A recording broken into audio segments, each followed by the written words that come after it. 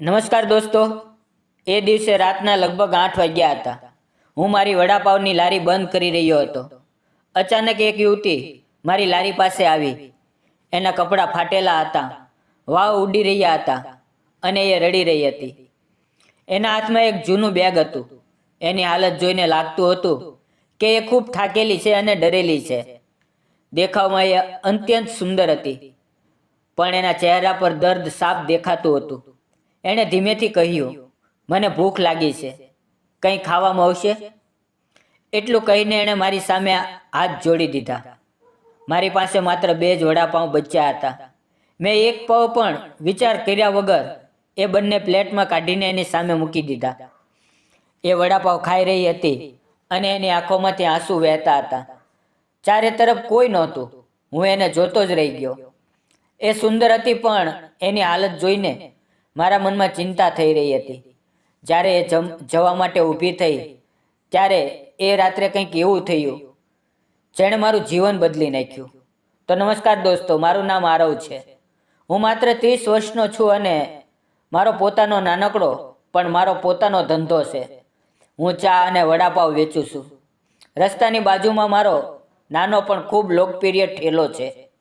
દરરોજ સવારથી રાત સુધી હું મહેનત કરું છું અને એ જ મહેનતથી મને સારી કમાણી થાય છે. મારા માતા પિતા હંમેશા કહેતા, ભણી લે, મોટો થઈને નોકરી કરજે. પણ મારું મન ક્યારેય પુસ્તકોમાં નહોતું લાગતું. મને હંમેશા કંઈક પોતાનું કરવું હતું, પોતાનો રસ્તો પોતે બનાવવો હતો. એટલે મોટો થયો ત્યારે મેં નક્કી કર્યું કે હું પોતાનો ધંધો શરૂ કરીશ. અને આજે એ જ ધંધો મારી ઓળખ છે, મારું બધું છે. લોકો કહે છે કે વડાપાવ વેચે છે, એ કયો મોટો ધંધો. પણ હું હંમેશા કહું છું કે ધંધો કદી નાનો નથી હોતો. મહેનત મોટી હોય છે અને એ જ મહેનતથી સાચી કમાણી થાય છે.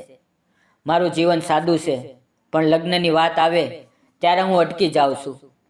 લોકો નોકરીવાળો છોકરો શોધે છે. સામેવાળા કહી દે છે કે તારી પાસે સ્થિર નોકરી નથી. પણ હું મારી જાતને ઓળખું છું. મારી મહેનત, મારો ધંધો, મારી રોજની કમાણી, એ જ મારી સાચી ઓળખ છે. એ દિવસે પણ હું રોજની જેમ લારી બંધ કરી રહ્યો હતો. રાતના 8 વાગી ગયા હતા. હું વાસણ ધોઈ રહ્યો હતો, કાઉન્ટર સાફ કરી રહ્યો હતો, ગેસ બંધ કરી રહ્યો હતો. બધું સામાન્ય હતું. પણ અચાનક મારી નજર એક એવી છોકરી પર પડી કે જેણે મારું દિલ હલાવી નાખ્યું. થોડે દૂરથી એક યુવતી આવતી દેખાય. એના કપડાં મેલા હતા, કેટલીક જગ્યાએ ફાટેલા હતા અને એના હાથમાંથી હળવી લોહીની ધાર વહી રહી હતી. જાણે કાચની ચૂડીઓ એની ચામડીમાં ઘૂસી ગઈ હોય. એક પળ માટે મારું દિલ થંભી ગયું. આટલી સુંદર અને આટલી તૂટેલી. એ મારી લારી પાસે આવી અને ખૂબ આદરથી હાથ જોડીને બોલી, કંઈક ખાવા મળશે? બદલામાં જો કંઈ કામ હોય તો હું કરી લઈશ. પણ મેં સવારથી કંઈ ખાધું નથી. એનો અવાજ કાપતો હતો. આંખોમાં દર્દ અને લાચારી સાફ દેખાતી હતી. એનો ચહેરો, એનું દુઃખ, એની હાલત, બધું મારા દિલને વીંધી ગયું. મારી પાસે છેલ્લે માત્ર 2 વડાપાઉં બચ્યા હતા.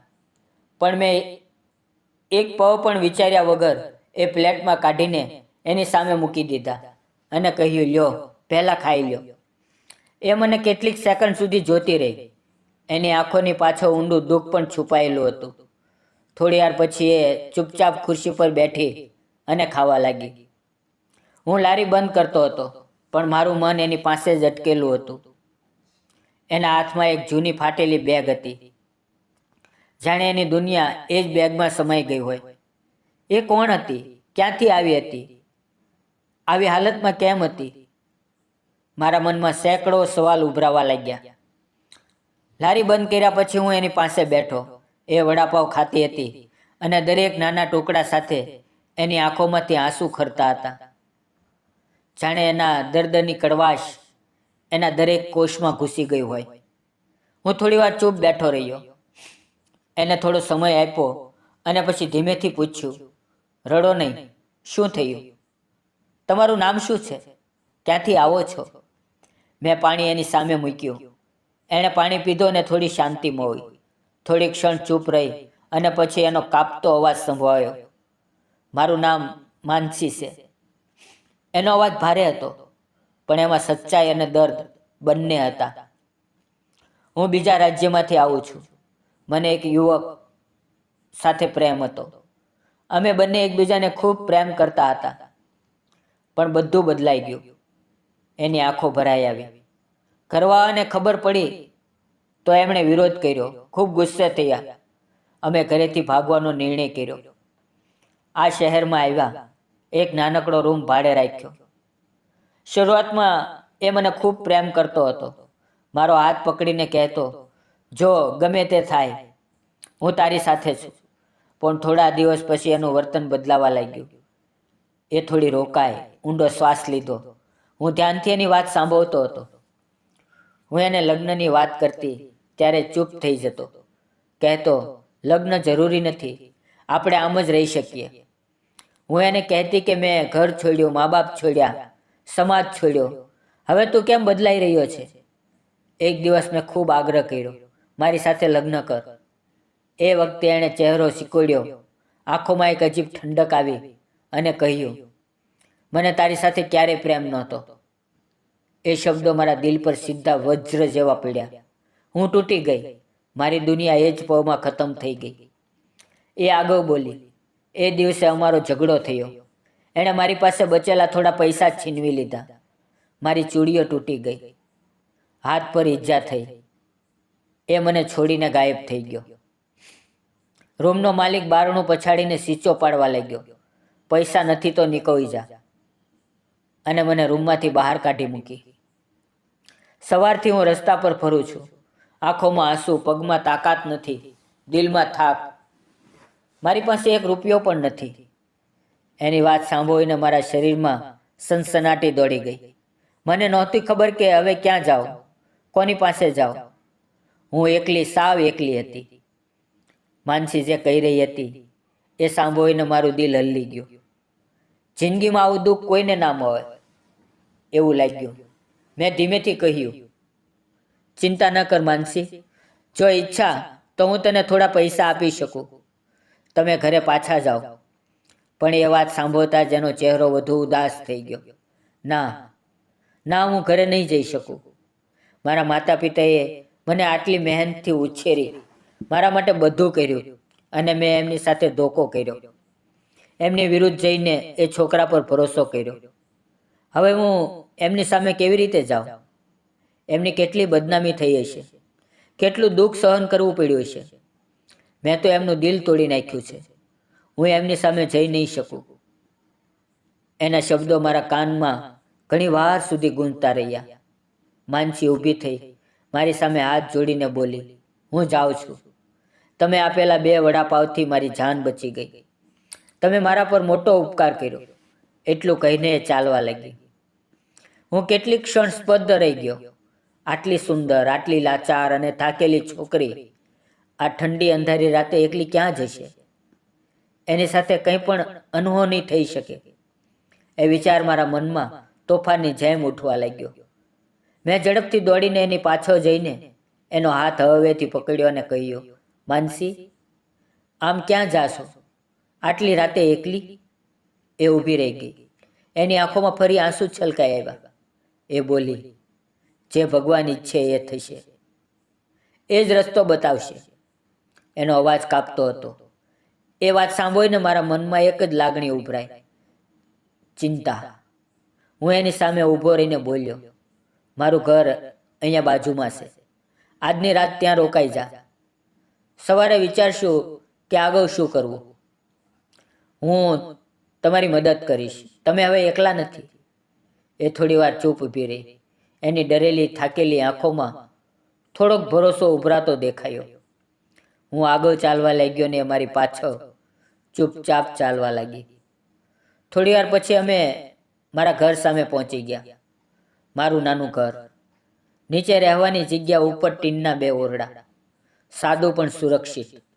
દરવાજો ખોલતા મેં કહ્યું, માનસી, ડર નહીં. હું એકલો રહું છું, પણ તમારી સાથે ક્યારેય ખરાબ વર્તન નહીં કરું. મારામાં ઇન્સાનિયત હજુ જીવિત છે. એ મને જોઈ રહી. એની નજરમાં શંકા નહોતી, ફક્ત શાંત, હળવી ચમક હતી. હું એને ઉપરના ઓરડામાં લઈ ગયો. ઓરડો સાદો હતો, સ્વચ્છ હતો અને સૌથી મહત્વનું, સુરક્ષિત હતો. મેં કહ્યું, અહીંયા આરામ કરો. એ થોડી શાંત થઈ. હું નીચે આવ્યો અને યાદ આવ્યું કે મેં ખાવાનું લોજમાંથી મંગાવ્યું હતું. પછી પાછળની કાકી પાસેથી ડબ્બો લઈ પાછો આવ્યો. ત્યારે માનસી ફ્રેશ થઈને બહાર આવી રહી હતી. એના વાવ ભીના હતા, ચહેરા પર થોડી તાજગી હતી, પણ અંદરની બેચેનીની છાયા હજી દેખાતી હતી. મેં હાથમાં લીધેલી સાડી એની તરફ વધારતા કહ્યું, માનસી, આ લે, મારી માની સાડી છે, તમને સારી લાગશે. એની આંખોમાં ચમક ભરાઈ આવી અને એ જ ક્ષણે આંસુથી ભરાઈ ગઈ. એ બોલી, હું તમારી ખૂબ આભારી છું. પછી ધીમેથી પૂછ્યું, તમારું નામ શું છે? મેં હસીને કહ્યું, મારું નામ આરવ છે. એણે માથું હલાવીને પૂછ્યું, તમે એકલા રહો છો? મેં કહ્યું, હા, હાલ એકલો જ. મારા માતા પિતા ગામડે રહે છે. એમને ગામની હવા, શાંતિ, ખેતર વધુ પસંદ છે. શહેર એમને ક્યારેય ગમ્યું નહીં. એ સાડી હાથમાં પકડી રહી હતી. એ વખતે એના હાથનો હળવો સ્પર્શ મારા હાથ સાથે થયો અને કેટલીક ક્ષણ માટે અમારી નજર એકબીજા પર અટકી ગઈ. એ પળે અમારી વચ્ચે એક અનકહી શાંતિ, એક હળવી ગહેરાઈ અને એક કોમળ ઓઢણ જેવું લાગ્યું. મેં માહોલ હળવો કરવા કહ્યું, હું કાકી પાસેથી ખાવાનું લાવ્યો છું, નીચે આવ, થોડું ખાઈ લે. એ થોડી શરમાઈ અને બોલી, હજી તો વડાઓ ખાધા છે. મેં કહ્યું, થોડું તો ખાઈ લ્યો, નીચે તમારી રાહ જોઈશ. એ ધીમેથી હસી. એની આંખોમાં હળવી લાજ અને સુરક્ષિત થવાનો અહેસાસ દેખાયો અને એ ઉપર ચાલી ગઈ. હું નીચે આવ્યો. 2 થાળીમાં ચોખા, શાક, રોટલી પીરસી અને બેસી ગયો. થોડી વાર પછી માનસી નીચે આવી. સાડી એના પર અત્યંત સુંદર લાગી રહી હતી. એ મારી સામે બેઠી. થોડી ક્ષણ અમે ચૂપચાપ ખાતા રહ્યા. અચાનક મને ઉધરસ આવી અને શ્વાસ અટકી ગયો. માનસી તરત ઊભી થઈ, રસોડામાં દોડી ગઈ, પાણીનો ગ્લાસ લઈને આવી અને મારી સામે મૂક્યો. એની એ ગભરાહટ, એ ચિંતા, એ માં જેવી કાળજી મારા દિલને ઊંડે સુધી સ્પર્શી ગઈ. મેં પાણી પીધું, પોતાને સંભાળ્યું અને ધીમેથી કહ્યું, આભાર. એ હસી અને બોલી, આમાં આટલી મોટી વાત શું છે? અમે શાંત માહોલમાં ખાવાનું પૂરું કર્યું. મંદ પ્રકાશમાં એનો ચહેરો શાંત અને માસૂમ લાગતો હતો. એણે કહ્યું, તમારું ઘર ખૂબ સારું છે. મેં હસીને કહ્યું, સાદું છે, પણ તમારા માટે સુરક્ષિત છે. પછી મેં કહ્યું, રાત થઈ ગઈ છે, ઉપર જાઓ, આરામ કરો. મેં એને સાફ ચાદર અને ગરમ કંબલ આપ્યા. એણે કહ્યું, આભાર, અને સીડી ચડવા લાગી. એના દરેક પગથિયાનો અવાજ મને સંભળાતો હતો. ઉપર પહોંચીને એણે એકવાર પાછો વળીને જોયું. એ નજરમાં એક અલગ અહેસાસ હતો. પછી એ ઓરડામાં ચાલી ગઈ. હું બહાર આંગણામાં આવ્યો. ત્યાં ખાટલો ગોઠવીને સૂઈ ગયો. એ રાતે મારા દિલમાં એક અલગ શાંતિ, એક સંતોષ હતો. સવારે સૂર્યની ગરમ કિરણો ચહેરા પર પડી ત્યારે હું જાગ્યો. મારી નજર ઉપર ગઈ. માનસી ત્યાં ઊભી હતી. એ મને જોઈ રહી હતી. જેવો મેં એને જોઈ કે એ થોડી શરમાઈ ગઈ. એના ચહેરા પર હળવો સંકોચ અને નવા દિવસની તાજગી દેખાતી હતી. હું ઉઠ્યો, ચહેરો ધોયો, ફ્રેશ થયો અને એના ઓરડા પાસે ગયો. દરવાજો અડધો ખુલ્લો હતો. મેં ધીમેથી ટકોર કરી. દરવાજો ખુલ્લો છે, એનો અવાજ આવ્યો. હું અંદર ગયો. માનસી તૈયાર હતી. ચહેરા પર થોડું સુકૂન હતું. એ પોતાની બેગ હાથમાં લઈને મારી સામે આવી અને શાંત અવાજે બોલી, હું હવે જાઉં છું. એ વાત સાંભળતા જ મારા મનમાં એક ખાલીપો ઉતરી આવ્યો, જાણે કોઈએ દિલ પર ભારે વજન મૂકી દીધું હોય. હું તરત એની સામે ઊભો થઈને બોલ્યો, અરે માનસી, તું હવે ક્યાં જઈશ? દુનિયા ખૂબ મોટી છે, પણ એક છોકરી માટે ખૂબ કઠોર પણ છે. એ હળવી હસી, પણ એના હાસ્યમાં છુપાયેલું દુઃખ સાફ દેખાતું હતું. એ બોલી, જોઈશું. રસ્તો જ્યાં લઈ જશે ત્યાં જઈશ. ભગવાનની મરજીમાં જે હશે એ જ થશે. એનો અવાજ મજબૂત લાગતો હતો, પણ એની આંખોમાં છુપાયેલો ડર હું સાફ જોઈ રહ્યો હતો. એના મનનો તણાવ, ભવિષ્યને લઈને એનો ભય, બધું એની નજરમાં દેખાતું હતું. મને લાગ્યું કે આ છોકરી હજી પણ તૂટવાની કગાર પર છે અને એને સહારાની જરૂર છે. હું એની સામે ગંભીર અવાજે બોલ્યો, માનસી, મારી વાત સાંભળો. તું અંત્ય સુંદર છે, પણ આ હાલતમાં એકલી રસ્તા પર ફરવું સુરક્ષિત નથી. ઓછામાં ઓછું થોડા દિવસ અહીંયા રોકાઈ જા. હું તારી સાથે કંઈ ખરાબ નહીં કરું. તે મને ઓળખી લીધી છે. એ ચૂપ ઊભી રહીને વિચારતી રહી. પછી બોલી, અહીં રહીને હું શું કરીશ? જો કંઈ કામ હોય તો કહો, હું કામ કરવા તૈયાર છું. તમારી ઓળખાણમાં કોઈની પાસે કામ હોય તો જુઓ. એના શબ્દમાં એક નિષ્કપટ ભરોસો હતો.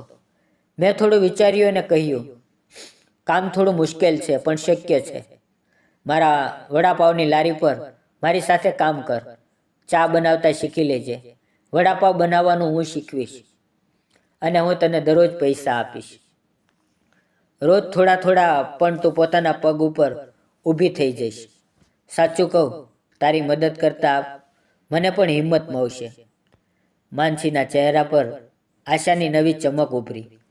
એણે ધીમેથી બેગ નીચે મૂકી દીધી અને બોલી, જો તમને ગમે તો હું આપણા બંને માટે ખાવાનું બનાવી દઉં. એટલે મારું મન પણ હળવું થશે. એના એ ઉત્સાહમાં તાજગી હતી, આત્મવિશ્વાસ હતો. મેં એને રસોડું બતાવ્યું. અહીંયા બધું જ છે, જે ઈચ્છો એ બનાવ. માનસીએ તરત રસોડામાં કામ શરૂ કરી દીધું. સૌથી પહેલાં એણે બંને માટે ગરમા ગરમ ચા બનાવી. ચાની ખુશ્બુ ઘરમાં ફેલાઈ ગઈ. અમે ચા પીધી. પછી એણે ખાવાનું બનાવવાનું શરૂ કર્યું. ચોખ્ખા, શાક, રોટલી, બધું ખૂબ સરસ રીતે, શાંતિથી અને પ્રેમથી બનાવતી. એનો ચહેરો જોઈને લાગતું કે એ પોતાના દુઃખમાંથી બહાર નીકળવાની કોશિશ કરી રહી છે, પોતાને કામમાં વ્યસ્ત રાખીને સંભાળી રહી છે. અમે બંનેએ સાથે ખાવાનું ખાધું અને થોડીવાર પછી વડાપાવની લારી તરફ નીકળી પડ્યા. એના ચહેરા પર નવી ઉર્જા હતી. ઠેલે પહોંચીને મેં તાળું ખોલ્યું અને એણે આગળનું લૂછ્યું. કાઉન્ટર ચોખ્ખું કર્યું, કપ સરખા કર્યા, બધો સામાન વ્યવસ્થિત કરી દીધો. એની દરેક હરકત જોઈને મને ગર્વ થયો. દુનિયાએ એને ફક્ત દુઃખ આપ્યું હતું, પણ એ હજી પણ લડવા તૈયાર હતી. મેં બટેટાનું મિશ્રણ તૈયાર કર્યું, મસાલા નાખ્યા, આદુ લસણની પેસ્ટ બનાવી. માનસી મારી બિલકુલ પાસે ઊભી હતી. એની આંખોમાં એકાગ્રતા હતી, શીખવાની લાલચ હતી, એક સારા ભવિષ્યની હળવી ચમક હતી. પછી મેં ગરમા ગરમ વડા તળવાનું શરૂ કર્યું. ગરમ તેલમાં પડતા વડાનો અવાજ, એમાં એક અલગ મધુરતા હતી. માનસી એ જોઈને ખુશ થઈ ગઈ. એણે કહ્યું, શું હું બનાવી જોઉં? મેં હસીને કહ્યું, હા બનાવ. એણે પણ કેટલાક વડા બનાવીને તળ્યા. આકાર થોડા અલગ હતા, પણ એનો ઉત્સાહ જોઈને આખો મહલ ખુશીથી ભરાઈ ગયો. થોડી જ વારમાં ગ્રાહકો આવવા લાગ્યા. માનસીએ ગ્રાહકોને વડાપાવ આપવા, ચા આપી, પૈસા સંભાળવા, બધું જ શરૂ કરી દીધું. એણે એટલી લગનથી કામ કર્યું કે મને લાગ્યું કે થોડા જ દિવસમાં આ છોકરી આખો ઠેલો એકલી સંભાળી લેશે. બપોરે અમે ડબ્બો કાઢ્યો અને સાથે બેસીને ખાધું. એના ચહેરા પર થકાન અને સંતોષ બંને દેખાતા હતા. અમારી વચ્ચેની ખામોશીમાં પણ એક અલગ સંવાદ હતો. સાંજના 7:30 વાગ્યે અમે ઠેલો બંધ કર્યો, સામાન ગોઠવ્યો, કાઉન્ટર સાફ કર્યું, લાઇટ બંધ કરી અને પછી બંને અંધારા રસ્તા પર ચાલવા લાગ્યા. એના ચહેરા પર દિવસભરની મહેનતની ચમક. એ બોલી, આભાર, મને મોકો આપવા બદલ. મેં હસીને કહ્યું, માનસી, સાચું કહું, તારા કારણે મારું કેટલું કામ હળવું થઈ ગયું છે. તું કલ્પના પણ નથી કરી શકતી. તે બધું એટલી સરળતાથી શીખી લીધું. એના ચહેરા પર શરમાવ મુસ્કાન ખીલી ઉઠી. ઘરે પહોંચતા જ એ તરત રસોડામાં ગઈ અને બંને માટે ખાવાનું બનાવવા લાગી. અમે બંને શાંત માહોલમાં ખાધું. પછી થોડી વાર ચૂપચાપ બેઠા. વાતો ઓછી હતી, પણ મન એકબીજાને સ્પર્શી રહ્યા હતા. થોડા સમય પછી એ ઉપર પોતાના ઓરડામાં સૂવા ગઈ. હું બહાર આંગણામાં ખાટલો ગોઠવીને સૂઈ ગયો. દિવસો પસાર થતા ગયા. અમારી દિનચર્યા નક્કી થઈ ગઈ. હું ઠેલો ખોલું, માનસી મારી સાથે કામ કરે, બપોરે સાથે ખાઈએ, સાંજે ઘરે આવીએ. એ ખાવાનું બનાવે, પછી અમે બંને ક્યારેક વાતો કરીએ કે શાંત બેસીએ. બધું એટલું સહજ અને સ્વાભાવિક થઈ ગયું હતું કે જાણે આ જીવન પહેલેથી જ અમારું હતું. માનસીને મારી પાસે આવીએ લગભગ 1 મહિનો પૂરો થઈ ગયો હતો અને એ દિવસોમાં મારા જીવનમાં એક નવો રંગ ભરાઈ ગયો હતો. એક દિવસ મેં ઠેલા પર કમાયેલા પૈસામાંથી એને થોડા પૈસા આપ્યા, પણ જેવા પૈસા એના હાથમાં મૂક્યા કે એની આંખો ભરાઈ આવી. એણે હાથ પાછા ખેંચી લીધા અને કાપતા અવાજે કહ્યું, ના, હું તમારી પાસેથી પૈસા નહીં લઈ શકું. તમે મારી ખૂબ મદદ કરી છે. સાચું વિચારો, જો એ રાતે તમે ના મળ્યા હોત તો આજે મારી શી હાલત હોત? લોકો મને લૂંટી લેત, સતાવત, પણ તમે એવું કંઈ કર્યું નહીં. તમે મને સહારો આપ્યો, આશ્રય આપ્યો, ખાવાનું આપ્યું. હું તમારી ઋણી છું. એના શબ્દોએ મારા દિલમાં ગરમાહટ ભરી દીધી. મેં એની આંખોમાં જોયું અને સમજી ગયો, આ છોકરી અંદરથી કેટલી સ્વચ્છ, કેટલી કોમળ છે. એ ફક્ત પરિસ્થિતિનો ભોગ બની છે. ખોટા માણસ પર ભરોસો કરવાની સજા આજે પણ એ પોતાના દિલમાં ઉંચકી રહી છે. એ દિવસ ગુરુવાર હતો. અમારો ઠેલો બંધ રહેતો હતો, એટલે કંઈક અલગ કરવાનું મન હતું. હું રોજ જેવો 7 વાગ્યે ઉઠ્યો, નહાયો અને તૈયાર થયો. પણ આશ્ચર્ય એ કે માનસી હજી સુધી ઉઠી નહોતી. હું એના ઓરડા તરફ ગયો તો દરવાજો અડધો ખુલ્લો હતો. કદાચ ઉતાવળમાં બરાબર બંધ ના કર્યો હોય. મેં ધીમેથી દરવાજો હળવો ધક્કો માર્યો. એ આઈના સામે હળવો મેકઅપ કરી રહી હતી. એના ચહેરા પર એક અલગ ચમક હતી, શાંત, કોમળ અને આકર્ષક. હું થોડી ક્ષણ એને જોતો રહી ગયો અને એ જ વખતે એની નજર મારા પર પડી. એ ગભરાઈ ગઈ. એના ચહેરા પર ઝીઝક અને લાલચ ફેલાઈ ગઈ. એણે તરત નજર નીચે કરી લીધી અને હું પણ સંકોચથી ભરાઈ ગયો. વગર કહીએ, વગર બોલ્યા હું વળ્યો અને નીચે આવી ગયો. થોડી વાર પછી માનસી સાડી પહેરીને નીચે આવી. એની ચાલમાં લાજ, સંયમ અને શાંત સૌમ્યતા હતી. એ રસોડામાં ગઈ, ચા બનાવી અને મારી સામે મૂકી. અમે બંને થોડો સમય ચૂપચાપ બેઠા. મેં ધીમેથી કહ્યું, માનસી, મને માફ કરી દે. મને ખબર નહોતી. પણ એણે મારી વાત અધૂરી કરતા કહ્યું, ના, તમારી કંઈ ભૂલ નથી. ભૂલ તો મારી છે. મારે દરવાજો બંધ કરવો જોઈએ તો હતો. આજે હું મોડી ઉઠી, બધું ઉતાવળમાં થયું. એના અવાજમાં સચ્ચાઈ હતી અને એની આંખોમાં મને એક પળ માટે એનો સ્વભાવ, એની સરળતા અને એની વિનમ્રતા દેખાય. અમે ચા પીધી, નાસ્તો કર્યો અને 10 વાગ્યા સુધીમાં ખાવાનું પણ ખાઈ લીધું. ગુરુવાર હોવાથી ખાલી દિવસ હતો. મેં મનોમન નક્કી કર્યું કે આજનો દિવસ એના માટે થોડો ખાસ બનાવીશ. એટલે મેં કહ્યું, માનસી, આજે ઠેલાની રજા છે. શું આપણે એક ફિલ્મ જોવા જઈએ? એના ચહેરા પર ખુશીની ચમક ફેલાઈ ગઈ, જાણે જિંદગીએ એને થોડા સમય માટે દુઃખથી દૂર લઈ જવાની કોશિશ કરી હોય. મેં બાઇક કાઢી. એ મારી પાછળ બેઠી. એનો હાથ હવેથી ખંભા પર ટેકાયો. અમે થિયેટર પહોંચ્યા. 2 ટિકિટ લીધી. અંદર એક રોમેન્ટિક ફિલ્મ ચાલી રહી હતી. મંદ પ્રકાશ, ઠંડી હવા, મધુર સંગીત અને મારી પાસે બેઠેલી માનસી. એના ચહેરા પર હળવી મુસ્કાન, આંખોમાં ચમક. અમે પોપકોર્ન લીધું. જ્યારે પણ અમારો હાથ એક જ પોપકોર્ન તરફ જતો ત્યારે હાથનો હળવો સ્પર્શ થતો અને એ શરમાઈને હસતી. મારા મનમાં એક કોમળ લહેર ઉઠતી. એ અંધારા હોલમાં એની પાસે બેસીને ફિલ્મ જોવી મારા માટે કોઈ સુંદર સ્વપ્ન જેવું હતું. જાણે અમારી આત્માઓએ ધીમે ધીમે એકબીજા સાથે વાતો કરતી હોય. ફિલ્મ પૂરી થઈ તો બપોર થઈ ગયા હતા. પાસે જ એક મોટી કપડાની દુકાન હતી. હું એને ત્યાં લઈ ગયો. એ અલગ અલગ સાડીઓ જોઈ રહી હતી. એમની આંગળીથી હળવો સ્પર્શ કરતી હતી અને ક્યારેક મને જોઈને ધીમેથી હસી દેતી. મેં કહ્યું, માનસી, તને જે સાડી ગમે એ લઈ લે, આજનો દિવસ તારો છે. એ તરત બોલી, હું કેવી રીતે લઈ શકું? તમે મારા માટે પહેલેથી જ ખૂબ કરી ચૂક્યા છો. પણ મેં જીદ કરી. આખરે એણે 2 અત્યંત સુંદર સાડીઓ પસંદ કરી, જે એના સૌંદર્યને વધુ નિખારતી હતી. એના ચહેરા પર ખુશીની જે ચમક હતી, એ જોઈને મારું મન સંતોષથી ભરાઈ ગયું. અમે બંને ઘરે પાછા આવ્યા, થોડો આરામ કર્યો. સાંજના 7 વાગ્યે માનસી નીચે આવી. એણે ખૂબ સ્વાદિષ્ટ ખાવાનું બનાવ્યું હતું. ખુશ્બુ આખા ઘરમાં ફેલાઈ ગઈ હતી. અમે બંને સાથે બેસીને ખાવા લાગ્યા. આજે જાણે અમારા જીવનમાં એક અલગ જ ખુશી ઉતરી આવી હતી. રાતે હું આંગણામાં ખાટલા પર બેઠો હતો. ઉપર આકાશમાં તારા ચમકતા હતા. થોડી વારમાં માનસી મારી પાસે આવીને બેઠી. આજે પહેલી વાર એ આટલી નજીક આવી હતી. અમે બંને આકાશ તરફ જોઈ રહ્યા.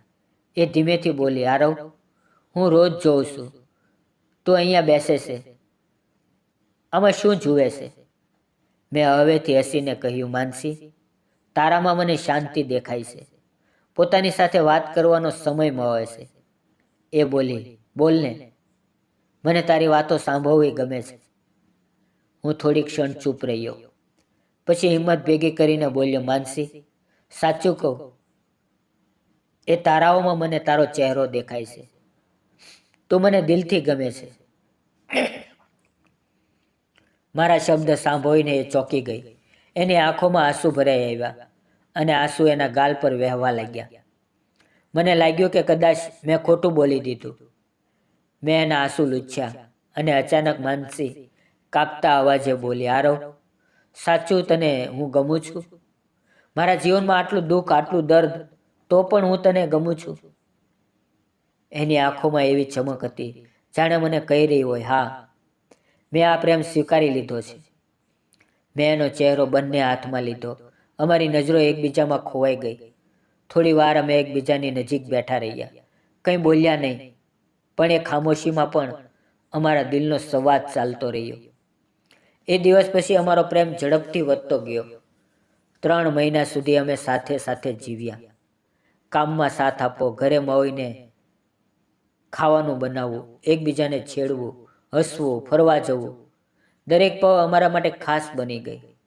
માનસીની મુસ્કાનથી મારો આખો દિવસ રોશન થઈ જતો. એની કાળજીથી મને ઘરની ગરમાહટ મળતી.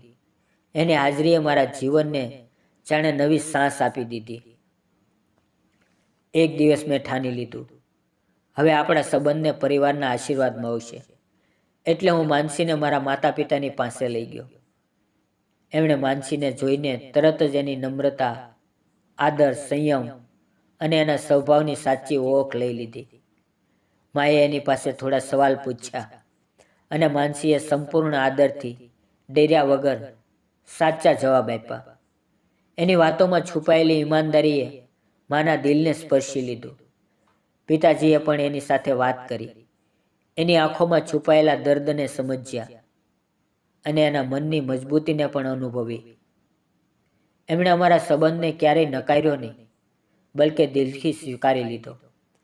થોડા જ દિવસોમાં અમારા લગ્ન નક્કી થઈ ગયા અને પછી આવ્યો અમારા જીવનનો સૌથી ખાસ દિવસ. અમારા લગ્નના દિવસે બધું એટલું સુંદર, રંગીન અને ખુશીથી ભરેલું હતું કે એ દિવસે અમારી આંખોમાંથી આનંદના આંસુ વહી નીકળ્યા. આજે હું અને માનસી પોતાનું વૈવાહિક જીવન ખૂબ પ્રેમ, આદર અને સમજદારીથી જીવી રહ્યા છીએ. હું કામ પર જાઉં છું, એ ઘર સંભાળે છે. હું એને કામમાં સાથ આપું છું, એ મને ઘરમાં સાથ આપે છે. અમારી વચ્ચે ક્યારેય નાની મોટી અસમજણ થાય છે, પણ અમે હંમેશા એકબીજાની વાતનો આદર કરીએ છીએ અને એકબીજાને સમજીએ છીએ. મારા જીવનમાં માનસીના આવ્યા પછી બધું જ બદલાઈ ગયું. મારું ઘર, મારું મન, મારા દિવસો, મારી રાતો. પહેલાં હું એકલો હતો, આજે મારી પાસે એ છે, મારી સાથી, મારો પ્રેમ, મારી સખી. દોસ્તો, મેં અને માનસીએ જે નિર્ણય લીધો એ સાચો હતો કે નહીં? તમને શું લાગે છે? કોમેન્ટમાં જરૂરથી જણાવજો. પ્રેમ હંમેશા સ્વાર્થ વગરનો, સ્વીકૃતિ પર આધારિત હોય છે. કોઈને એના ભૂતકાળ સાથે, એની પીડા સાથે સ્વીકારવું એ જ સાચો પ્રેમ છે. સમય, વિશ્વાસ અને સમજદારી દરેક સંબંધને વધુ મજબૂત બનાવે છે. સાચો માણસ મોહી જાય ને તો જિંદગી કેટલી પણ તૂટેલી હોય ફરીથી ખીલી ઉઠે છે. જો તમને અમારી પ્રેમ કહાની ગમી હોય તો લાઈક કરજો, શેર કરજો અને ચેનલને સબસ્ક્રાઈબ કરવાનું ભૂલતા નહીં. ફરી મળશું મિત્રો. આભાર. જય શ્રી કૃષ્ણ.